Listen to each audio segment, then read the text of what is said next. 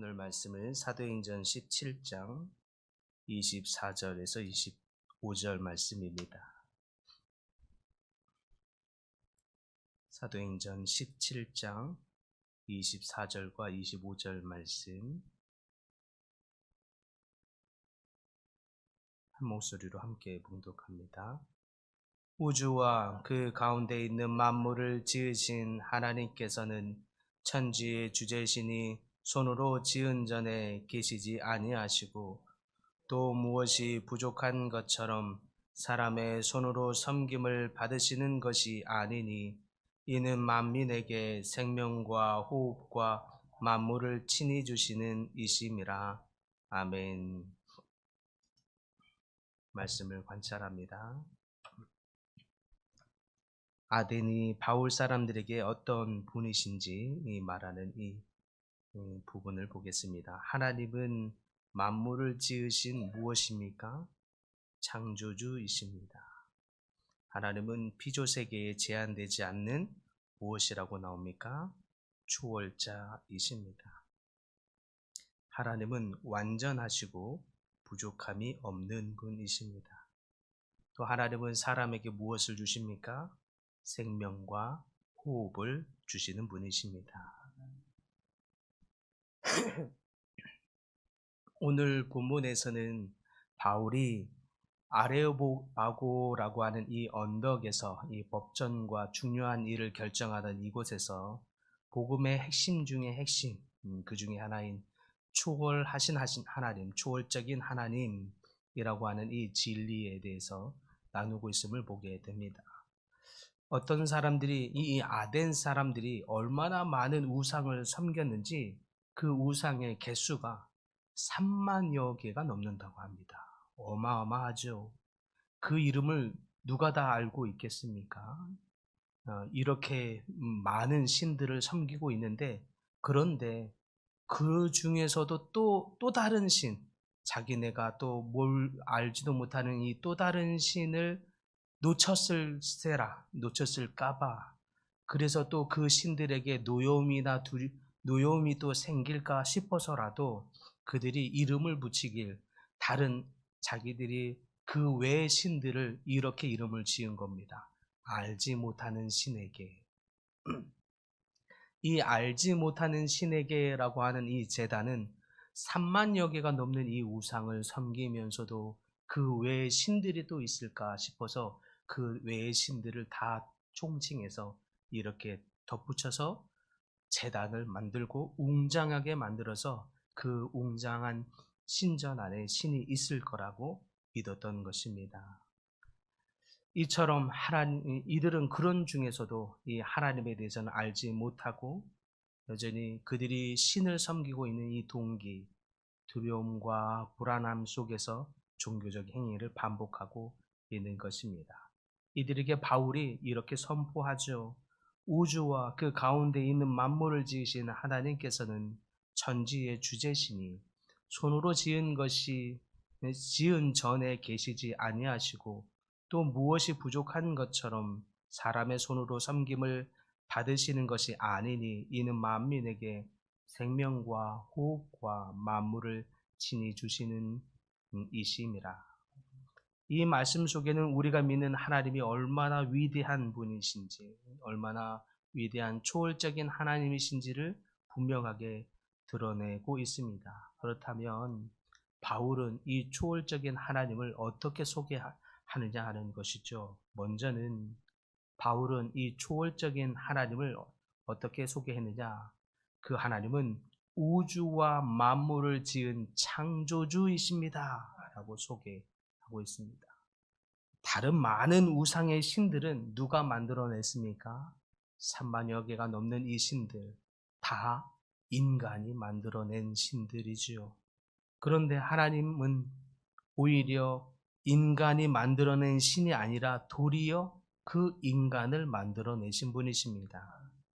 땅과 그 안에 충만한 것과 바다와 하늘과 그 가운데 거하는 모든 것들의 주인이시고 창조주이십니다. 땅과 거기에 충만한 것과 세계와 그 중에 거하는 자가 다 여호와의 것이로다라고 시편 기자가 기록하고 있지요. 우리가 이 땅에서 소유한다고 여기는 모든 것, 생명, 시간, 능력, 이 모두의 주인이 바로 하나님이십니다. 그분이 창조주이시죠. 하나님은 창조의 시작부터 계셨고 그 전부터 계셨으며 어떤 것에도 하나님은 의존하지 않으시는 스스로 계시는 분이십니다. 둘째, 바울은 그 초월적인 하나님을 어떻게 소개했느냐? 하나님은 당신들이 지은 이 수많은 신전 안에 계시는 분이 아니시다라고 하는 표현으로 소개하고 있습니다. 하나님은 손으로 지은 성전에 계시지 않습니다. 24절에 보니까 우주와 그 가운데 있는 만물을 지으신 하나님께서는 천지의 주재시니 손으로 지은 것에 지은 전에 계시지 아니하시니라. 분명하게 말하고 있지요. 그러나 에덴 사람들은 신전을 지어놓고 그곳에 신이 있기를 바랬습니다. 유대인들조차 하나님은 예루살렘 성전에 계시다고 믿었습니다. 그러나 하나님은 성전 건물 아래만 거하시는 분이 아니십니다. 솔로몬도 성전을 건축하면서 이런 고백을 한 적이 있습니다. 열왕기상 8장에 보면 하나님이 참으로 땅에 거하시리이까 하늘과 하늘이라도 주를 용납지 못하겠거든 하물며 내가 건축한 이 전 이오리이까. 무슨 뜻입니까? 하나님은 무소부재하신 분이시라는 뜻입니다. 세상의 경계와 장소, 인간의 건물과 제도에 갇혀 계시는 분이 아니십니다.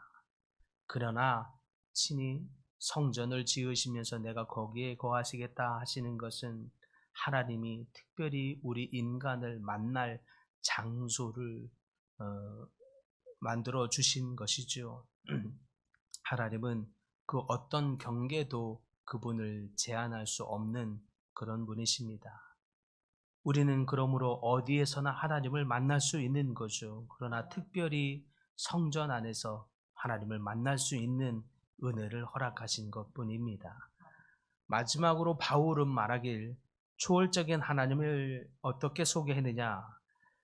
무엇이 부족한 것처럼 사람의 손으로 섬김을 받는 분이 아니다라고 말하고 있습니다. 신화 속에 나오는 수많은 신들, 이 3만여 개가 넘는 이 신들은 인간의 제사와 봉헌을 통해서 기쁨을 얻는 존재들입니다. 하지만 하나님은 인간의 섬김을 사실 필요로 하는 분이 아니십니다. 오히려 그분은 우리에게 우리의 필요한 것들, 이 모든 것들을 도리어 주시는 분이시죠. 생명도 주셨습니다. 우리에게 호흡도 주셨습니다. 삶의 모든 조건도 하나님이 주셨습니다. 우리가 이 땅에서 누리는 모든 복 다 하나님께서 주신 것을 믿으시기 바랍니다. 내가 얻는 모든 것, 그것은 내가 만든 것이 아니라 하나님께서 거저 주시는 은혜임을 믿으시기 바랍니다. 사랑하는 성도 여러분, 우리가 믿는 하나님은 인간의 손으로 만든 신과는 본질적으로 다르다는 것, 이것에 감사할 수 있기를 바랍니다. 어느 신이 인간의 손으로 만든 신이 아닌 분이 어디가 있습니까? 다 인간의 손으로 만들었을 때 오직 우리 하나님만이 우리 인간이 만들었다고 할 수 없는 오직 유일한 하나님이시요 참 신이십니다.